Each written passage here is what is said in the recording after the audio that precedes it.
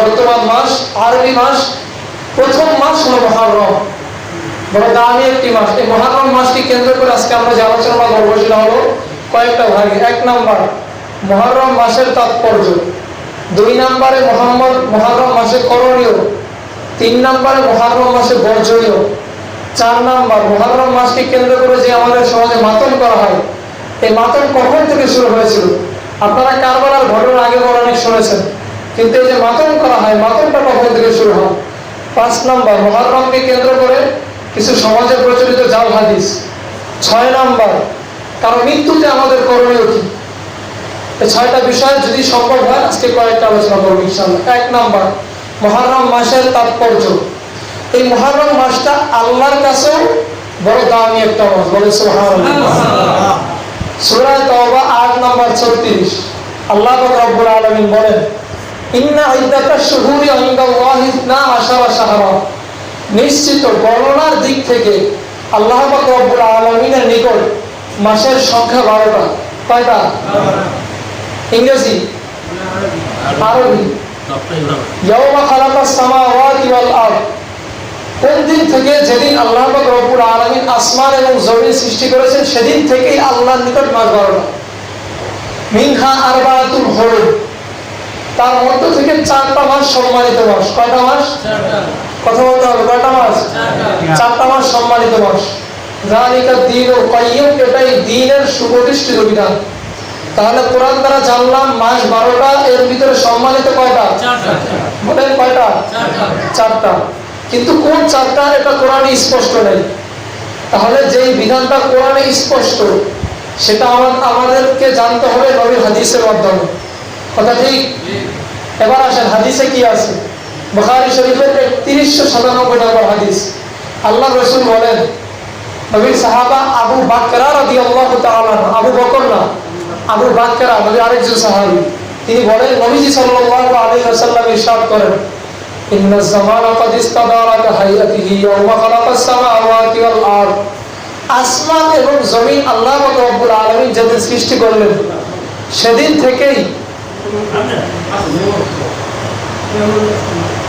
থেকেই সময় একের পর এক আবর্তিত হয়ে আসতেছে। দিন পেরিয়ে মাস, মাস পেরিয়ে রাত, এভাবেই আসতেছে।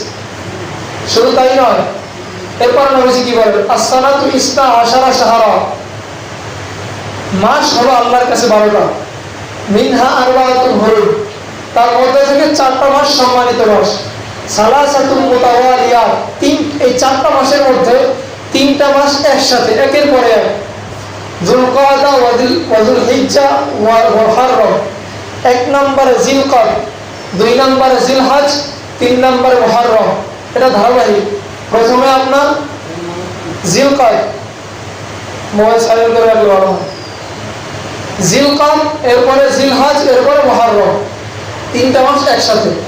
ওয়া রজব মুদাররাল্লাযী বাইনা জুমাদা ওয়া শাবান, আরেকটা মাস হলো শাবান মাসের আগে, জমাদিউল উখরার পরে রজব মাস। এই 4টা মাস সম্মানিত। তাহলে আয়াত হাদিস দ্বারা আমরা বুঝতে পারলাম মুহররম মাসের গুরুত্ব আল্লাহর কাছে আছে না নাই? আছে। নবীজির কাছে আছে না নাই? আছে। এ হলো মুহররম মাসের গুরুত্ব এবং তাৎপর্য। এখন মুহররম মাসে আমাদের করণীয় কি? 1 নাম্বার করণীয় হলো মুহররম মাসের আশুরার বেশি বেশি রোজা রাখা, বিশেষ করে আশুরার দিনে রোজা রাখা 1 নাম্বার করণীয়। দলিল বুখারী শরীফের 2004 নম্বর হাদিস, নবীর সাহাবা হযরত আব্দুল্লাহ ইবনে আব্বাস রাদিয়াল্লাহু তাআলা আনহু বলেন, কদিমান নবী সাল্লাল্লাহু আলাইহি ওয়াসাল্লাম আল-মাদিনা, নবীজি মক্কা থেকে হিজরত করে মদিনা আসলেন। আসার পর আল ইয়াহুদা তাসুমু ইয়াওমা আশুরা, নবীজি দেখলেন আশুরার দিনে ইহুদিরা রোজা রাখে। কোন দিনে? আশুরার দিন, অর্থাৎ মুহররমের 10 তারিখ। নবীজি প্রশ্ন করলেন, মা হাযা, এই দিনে তোমরা কেন রোজা রাখো? ইহুদিরা জবাব দেয়, এই দিনটা বড় ভাগ্যবান। হাযা ইয়াউমুন সালিহ, এটা অত্যন্ত দামি একটা বরকতময় দিন। ইয়াউমুন নাজ্জাল্লাহু বনি ইসরাঈলা মিন আদুওয়িহিম, এই দিনটা এমন একটা দিন বনি ইসরাইল তথা মুসা নবীর উম্মতকে আল্লাহ ফেরাউন থেকে নীল নদ পার করে মুক্তির ব্যবস্থা করে দিয়েছেন। এই দিনটা এত ভাগ্যবান দিন। ফাসামাহু মুসা, এই আমলের কারণে আমাদের নবী মুসা রোজা রাখছে, তাই আমরাও রোজা রাখি। নবীজি বলেন, ইয়া ইহুদি সম্প্রদায়, আনা আহাক্কু বিমূসা মিনকুম, তোমাদের চেয়ে আমি নবী, আমার উম্মতেরা মুসা নবীর বেশি হকদার। তাই নবীজি রোজা রাখলেন, রাখার পর আমার বেশি আমি সাহাবীদেরকেও আদেশ দিলেন রোজা রাখার। তাহলে এই মাসের রোজা রাখা এক নাম আমাদের করণীয় আশুরার দিনের। এখন কথা হলো, রোজাটা কি ফরজ নাকি নফল? রোজার হুকুম কি? ইসলামের প্রথম যুগে যখন রমজানের রোজা ফরজ হয় নাই, তখন এই রোজা রাখা ফরজ ছিল। পরবর্তীতে যখন রমজানের রোজা ফরজ করা হয়, এই রোজার হুকুম আল্লাহ তাআলা মুস্তাহাব করে দেন, বাকি ফজিলত অনেক আছে। দলিল মুসলিম শরীফের 2532 নম্বর হাদিস। নবীজি বলেন, নবী সাহাবী বর্ণনা দেন, আল্লাহ রাসূলুল্লাহ সাল্লাল্লাহু আলাইহি ওয়াসাল্লাম সামাহু ওয়াল মুসলিমুন, নবীজি এবং সাহাবায়ে কেরাম ইহুদিরাও আশুরার দিনে রোজা রাখতো। ক্বাবলা আইয়ুফতারাজ রমাযান, রমজানের রোজা ফরজ হওয়ার পূর্বে। ফালাম্মা ফুরিজা রমাযান, যখন রমজানের রোজা ফরজ করা হলো, নবীজি তখন বললেন, ইনশাআ সামা ওয়া ইনশাআ তারাকা, তোমাদের যদি কেউ চায় আশুরার দিনের রোজা রাখতে পারে, আবার যদি কেউ চায় নাও রাখতে পারে। অর্থাৎ নফল, মুস্তাহাব, রাখলে সওয়াব আছে, না রাখলে কি নাই। এখন ফজিলত কি পরিমাণ, কারণ আপনারাই ভাববেন এখন রাখবো কি রাখবো না, ফজিলতটা বলুন। এবার আসেন মুহররম মাসের ফজিলত। আমাদের আলোচনা কিন্তু 2 নম্বর পয়েন্টে করণীয়। করণীয়ের ভিতরে 1 নম্বরে রোজা রাখা, 1 নম্বরটা খেয়াল রাখতে হবে, রোজা রাখার হুকুম।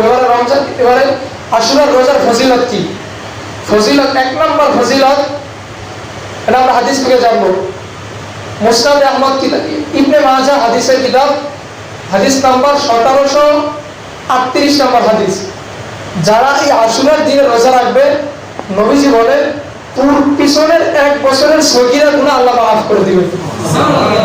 সিয়ামু ইয়াউমি আশুরা ইন্নী আহতাসিবু আলাল্লাহ আইয়ুকাফিরাল্লাহু সানাতাল্লাতী ক্বাবলা, নবীজি বলেন, যারা আশুরার দিনে রোজা রাখবে, নিশ্চয়ই আমি আশাবাদী আল্লাহ তাআলা তার পিছনের 1 বছরের সগীরা গুনাহ মাফ করে দিবেন। তাহলে 1 নম্বর ফজিলত। 2 নম্বর ফজিলত, এটা মুসলিম শরীফের হাদিস, হাদিস নাম্বার যাই হোক, মুসলিম শরীফের হাদিস, আফজালুস সিয়ামি বাদা রমাযান শাহরুল্লাহিল মুহাররম, নবীজি বলেন, রমজানের পরে সবচেয়ে উত্তম রোজা হলো মুহররম মাসের রোজা। শুধু তাই না, কি বলে দেখেন, শাহরুল্লাহিল মুহাররম, এই মুহররম মাসটা হচ্ছে আল্লাহর মাস। কার মাস? এখন বলবেন রমজানের ফজিলত ওটা ভিন্ন, ওটা তার অবস্থা ঠিক আছে, বাকি এই মুহররম মাসটা আল্লাহ নিজেও এত বড় দান করেছেন, এটা আমার মাস। তাহলে 2টা ফজিলত জানলাম, আরো অনেক ফজিলত আছে। এখন কথা হলো, রোজা কয়দিন রাখবো আমরা? তো নবীজি প্রথমে 1 দিনই রাখতেন, তো পরবর্তীতে আল্লাহ আয়াত নাযিল করলেন, খালিফুল মুশরিকিনা ওয়াল ইয়াহুদ, তোমরা মুশরিক আর ইহুদিদের বিরোধিতা করো। তখন নবীজি বললেন, মুসনাদে আহমদের 2145 নম্বর হাদিস, সুমু ইয়াউমা আশুরা, নবীজি বললেন, তোমরা আশুরার দিনের রোজা রাখো। ওয়া খালিফুল ইয়াহুদা, এই ক্ষেত্রে ইহুদিদের বিরোধিতা করো। আশুরার দিনের রোজা রাখো এবং কি করো, ইহুদিদের বিরোধিতা করো। বিরোধিতা কিভাবে? নবীজি বলেন, সুমু ক্বাবলাহু ইয়াওমান আও বা'দাহু ইয়াওমা, হয়তো 9 তারিখের সহকারে অথবা 10 তারিখ 11 তারিখ সহকারে, অর্থাৎ আশুরার দিন মুহররমের 10 তারিখ, আজকে কত তারিখ? 6 তারিখ, শুরুতেই বলছি ভুলে গেছে, 6 তারিখ, 10 তারিখ, তার আগে হলো 9 তারিখ, হয়তো 9 তারিখ মিলিয়ে রাখো অথবা পরে 11 তারিখ মিলিয়ে রাখো। এখন কথা হলো, নবীজির কোনটা পছন্দনীয় ছিল? নবীজি তো দুটোটার কথাই বলছেন, নবীর কোনটা পছন্দনীয় এটা আমরা হাদিস থেকে জানি। মুসলিম শরীফের 2545 নম্বর হাদিস, আল্লাহ নবী বলেন, নবীজি ইন্তেকালের আগের বছর নবীজি বলেন, লাইন বাকিতু ইলা কাবিলিন, আমি যদি আগামী বছর বেঁচে থাকি, লাসুমান্না তাসিয়া, তাহলে আমি 9 তারিখ সহকারে রাখবো। নবীজি ওই মুহররম আসার আগে মারা গেছেন, যার কারণে বলেন না, নবীর দিলের তামান্না ছিল 9 আর 10। হ্যাঁ, যদি কেউ 9-10 রাখতে না পারে, সে 10-11 রাখবে। ফজিলতটা কি? বাকি নবীজির মনের আকাঙ্ক্ষা। এগুলো রোজা কবে রাখবো, কিভাবে রাখবো, আমাদের করণীয় কি? 1 নম্বর রোজা রাখা। 2 নম্বর করণীয়, তিরমিজি শরীফের 741 নম্বর হাদিস, নবী সাহাবী হযরত আলী রাদিয়াল্লাহু তাআলা আনহুর কাছে এক ব্যক্তি এসে বলতেছে, ইয়া আলী, হে আলী রাদিয়াল্লাহু তাআলা আনহু, আমি রমজানের পরে কোন মাসে বেশি রোজা রাখবো আপনি আমাকে একটু বলে দেন। নবী সাহাবী বলে, আলী বলে, আচ্ছা তুমি আমাকে এমন একটা প্রশ্ন করেছো, মা সামিআতু আহাদান ইয়াসআলু রাসূলুল্লাহ সাল্লাল্লাহু আলাইহি ওয়াসাল্লাম ইল্লা রাজুলান সামিআতুহু। এই প্রশ্নটা আমি কোনো ব্যক্তি নবীজিকে করতে শুনি নাই, অর্থাৎ কেউ কোনো সাহাবী নবীজিকে এই প্রশ্ন করে নাই। হ্যাঁ, শুধুমাত্র এক ব্যক্তিকে দেখেছি, সে নবীকে এই প্রশ্ন করেছে, তুমি আমাকে এখন যে প্রশ্নটা করেছো যে রমজানের বাহিরে, রমজানের মধ্যে ফরজ রাখতেই হবে, এছাড়া কোন মাসে আমি বেশি রোজা রাখবো? তখন নবীজি বললেন, যদি তুমি রোজা রাখতেই চাও, ইন কুনতা সাইমান ফাসুমিল মুহররম, মুহররম মাসে বেশি বেশি রোজা রাখো। কেন? এক কারণ হলো ইন্নাহু শাহরুল্লাহ, এটা আল্লাহর মাস। আরেকটা কারণ হলো নবীজি বলেন, এই মাসে একদল উম্মতের তওবা আল্লাহ কবুল করেছেন। আমি আশাবাদী তোমাদের তওবাও ইয়াতুবু কওমান আখারিন, আল্লাহ পাক রব্বুল আলামিন ইয়াতুবু আলা কওমিন আখারিন, অন্য আরেক অর্থাৎ আমার উম্মতের তওবাও এই মাসে কবুল করবেন। তাহলে এই মাসের আরেকটা করণীয় এই হাদিস থেকে আমরা পাইলাম তওবা করা, গুনাহের থেকে কি করা? তওবা করা। এক নম্বরে রোজা রাখা আমাদের করণীয় ছিল, দুই নম্বরে ছিল তওবা করা। তাহলে আমরা হাদিস এবং আয়াত দ্বারা জানলাম। এখন আমাদের কাজ হলো আমরা কি করি? করণীয় বাদ দিয়ে যেগুলো বর্জনীয় আছে সেগুলো শুরু করি। এই মুহররম মাস আসলেই তো আমাদের বর্জনীয় কি? এক নম্বর বর্জনীয় হলো, দেখবেন একদম লোক সমাজে আছে, ভালো করে মনে রাখবেন, আমি যে হাদিসগুলো বলছি হাদিস দ্বারা কি বোঝা যায় যে হুসাইন রাদিয়াল্লাহু তাআলা আনহু আশার মৃত্যুর কারণে এই মাসের ফজিলত নাকি আগে থেকেই? মুসা নবীর জামানায় হুসাইন রাদিয়াল্লাহু আনহু ছিল হুসাইন নবীর জামানায় হুসাইন রাদিয়াল্লাহু আনহু ছিল। হুসাইন রাদিয়াল্লাহু আনহু ইন্তেকাল হয়েছে 61 বছর, 61 হিজরিতে। তা মুসা নবীর জামানায় নবীজির কত আগে? নবীজির পরে। তার মানে ছিল না। তার মানে কি বোঝায়? এই মাস সেই অনেক আগের থেকেই দাবি। কোন দিন থেকে? ওই যে আসমান জমিন যেদিন থেকে আল্লাহ লিপিবদ্ধ করেছে ওই দিন থেকে সৃষ্টি।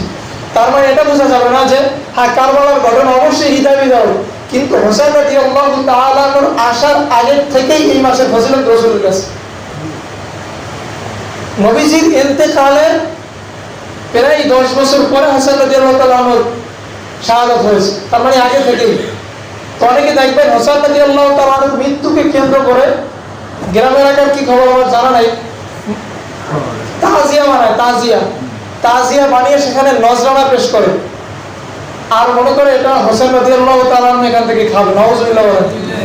এটা সম্পূর্ণ একটা বিধর্মীদের আকীদা, তো এটা বর্জনীয়। দুই নম্বরে দেখেন মাতম করা, অনেকে মাতম এবারে বুক চাপড়ায়।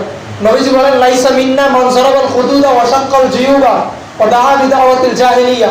শুধু হুসাইনের মৃত্যুকে কেন্দ্র করে না, দেখবেন আমাদের সমাজে একদল মহিলারা আছে, মানুষ মৃত্যুবরণ করলে দল বেঁধে তারা কান্নাকাটি শুরু করে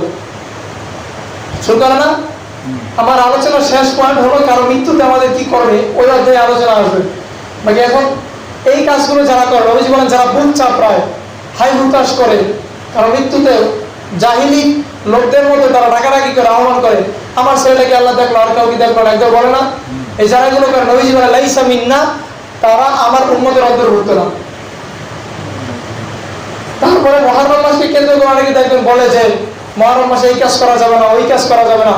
কোথা থেকে যেগুলো যে আমদানি হয়েছে আল্লাহু আ'লাম, আল্লাহই ভালো জানে। এগুলোর কোরআন হাদিসে কোনো ভিত্তি নেই। মুহররম মাসে আপনারা সব ধরনের বিবাহ শাদী যা আছে, কোনো মাসে কোনো কিছু নিষেধ নেই, আপনারা বিবাহ শাদী করতে পারবেন, সব কিছু করতে পারবেন। এগুলো মানুষের বানানো কথা, কোরআন হাদিসের কোনো ভিত্তি নেই।